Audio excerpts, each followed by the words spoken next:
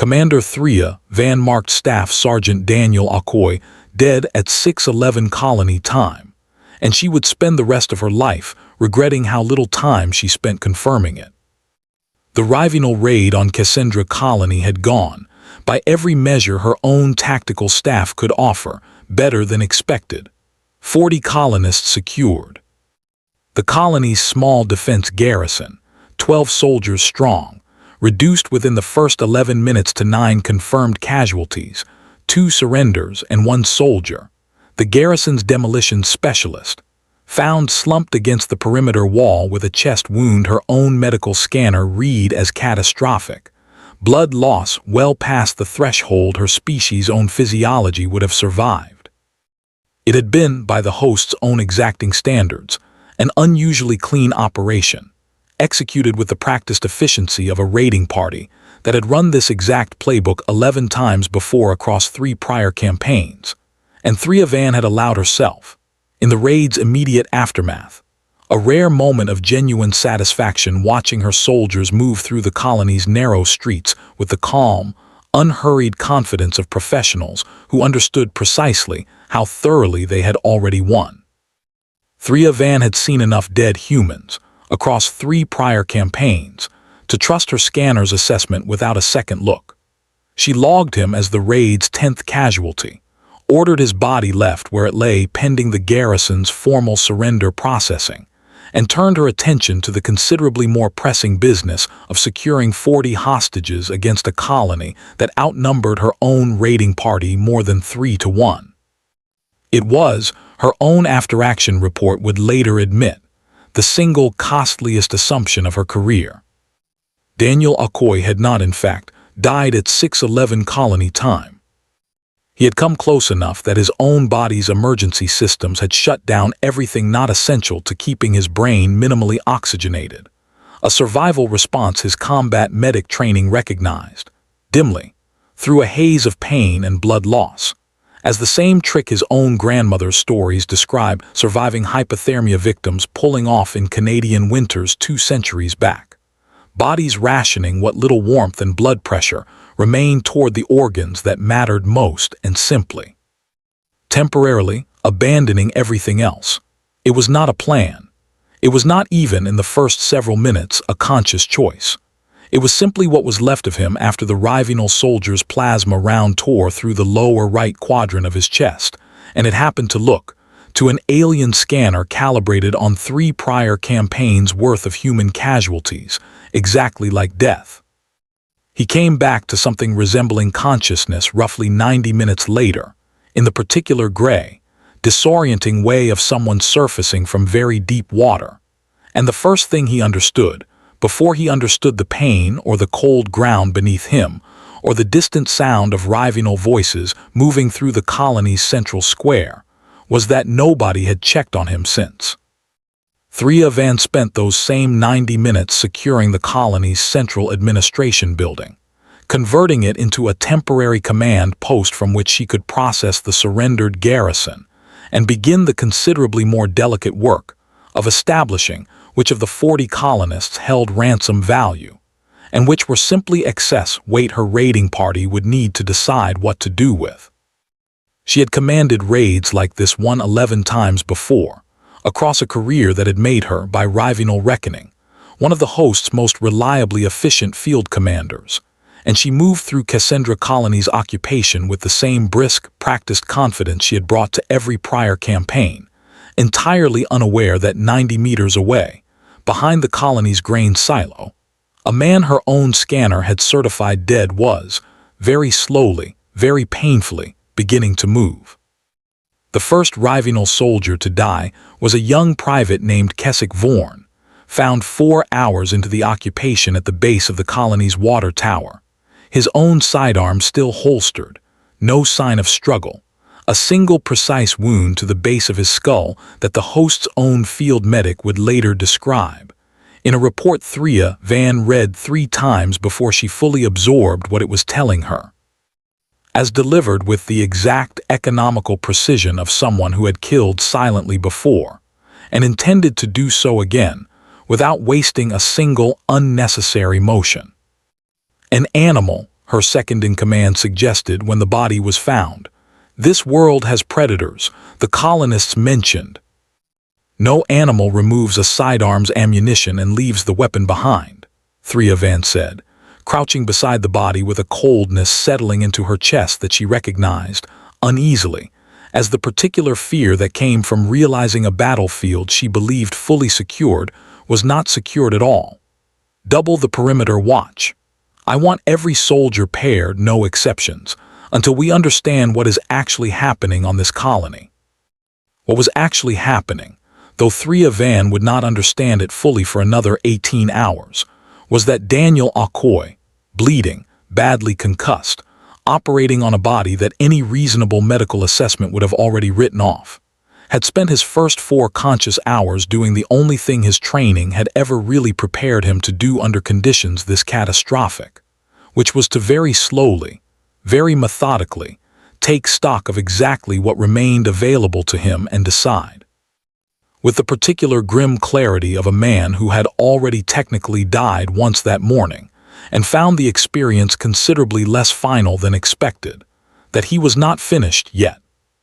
He had, in the immediate aftermath of the ambush, been left within 20 meters of the garrison's forward supply cache, a small, unremarkable storage shed the rival raiding party had not bothered securing, correctly assessing that a colony garrison already reduced to corpses and surrenders posed no further meaningful threat. Inside that shed, Daniel found a working sidearm with a partial charge, a field medical kit considerably better stocked than his own wounds strictly deserved, and more usefully than either, 11 years of combat engineering training that had taught him, long before this particular war ever began, that the most dangerous soldier on any battlefield was rarely the one with the most firepower. It was the one who understood the terrain better than anyone currently occupying it. He spent the better part of an hour simply getting the sidearm loaded, hands shaking too badly at first to manage the magazine release, forcing himself through the motion again and again, with the same stubborn, uncomplaining patience he'd once used to relearn basic motor function after a training injury years earlier, refusing to let the shake win before the job was even started. He knew Cassandra Colony's water tower access ladder had a maintenance panel that opened onto a crawlspace running the length of the colony's central water main, a detail he'd learned 2 years earlier fixing a pressure fault nobody else on garrison duty had wanted to climb up and repair. He knew the grain silo's ventilation grate opened into a service tunnel that ran, unmarked on any colony schematic the rival raiders would have accessed, directly beneath the administration building 3 had claimed as her command post. He knew, above all, that a raiding force this far from reinforcement, this confident in an occupation it believed fully secured, would take considerably longer to recognize a threat operating from inside its own perimeter than it would take him, bleeding and concussed and running on nothing but stubbornness and 11 years of training, to become exactly that threat.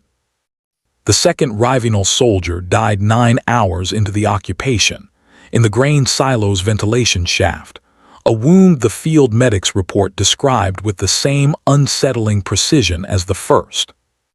The third died shortly before dawn, at the edge of the colony's eastern perimeter, and it was this third death, discovered by a search party 3 herself led out into the pre-dawn dark, that finally forced her to reckon with a possibility her own tactical training had spent her entire career teaching her to dismiss. "Bring me the human casualty list again," she told her second-in-command, standing over the third body with a growing, uneasy certainty settling into her chest. "Every one. I want confirmed kills only, not assumed ones." The list, when it reached her 20 minutes later, contained 10 names, 9 confirmed by direct visual and scanner assessment at the time of death. 1. Staff Sergeant Daniel Akoy, confirmed only by a single scanner reading taken in the chaos of the raid's opening minutes, body left unrecovered, unconfirmed by any follow-up examination in the 18 hours since. "He is dead," her second-in-command said, though something in his voice suggested he was working to convince himself as much as her. The scanner reading was catastrophic. No human survives a wound of that severity untreated.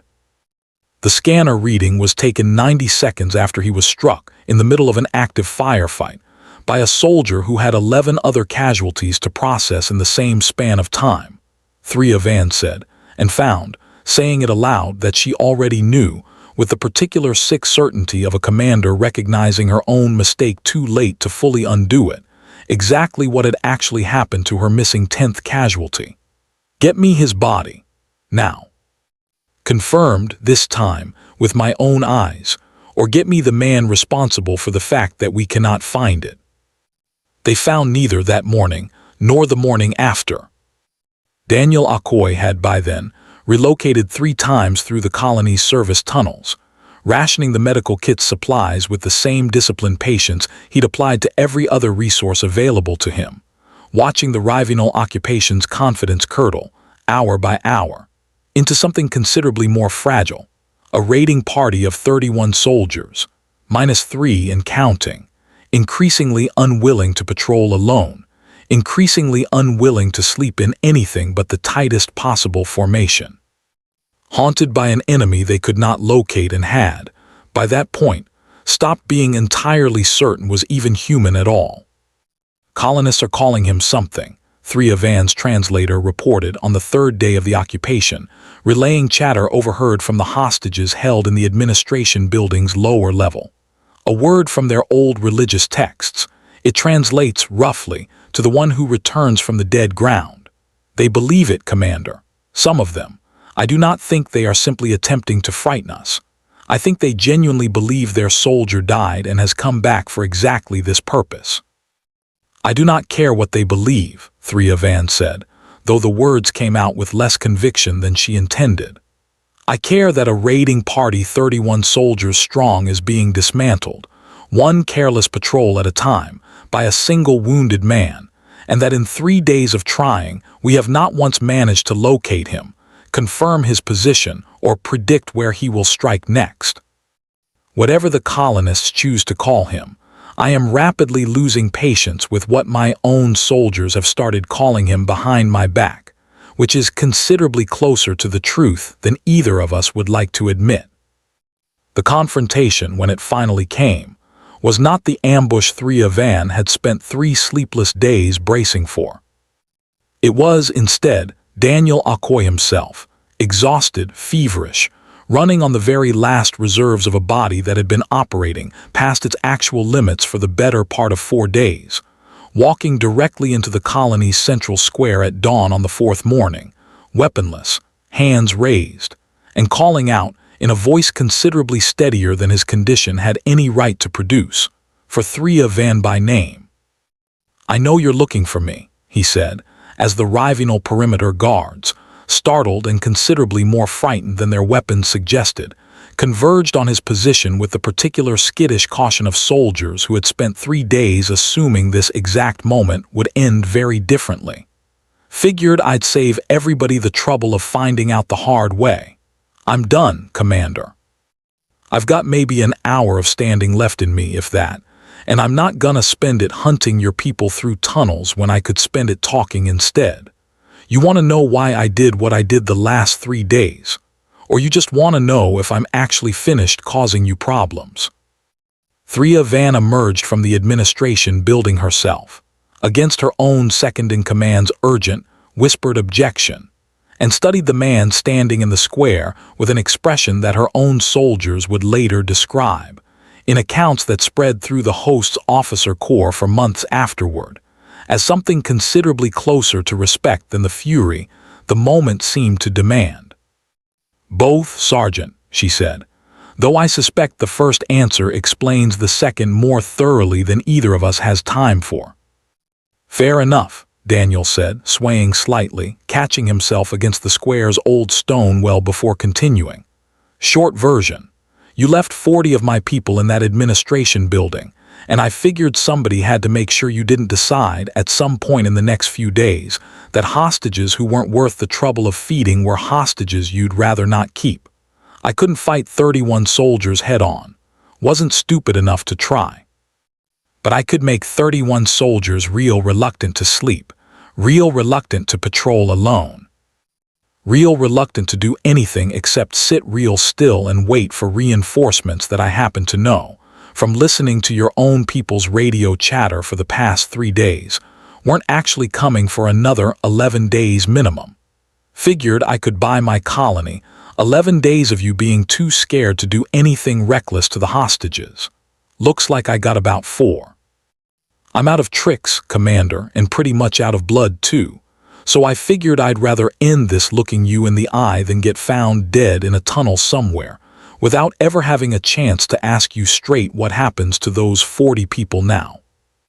3 Van studied him for a long moment, this bleeding, swaying, utterly spent man who had, across 4 days, dismantled her raiding party's confidence more thoroughly than any conventional counterattack could have managed, and found, to her own considerable surprise, that the question he'd asked was one she genuinely did not yet know how to answer.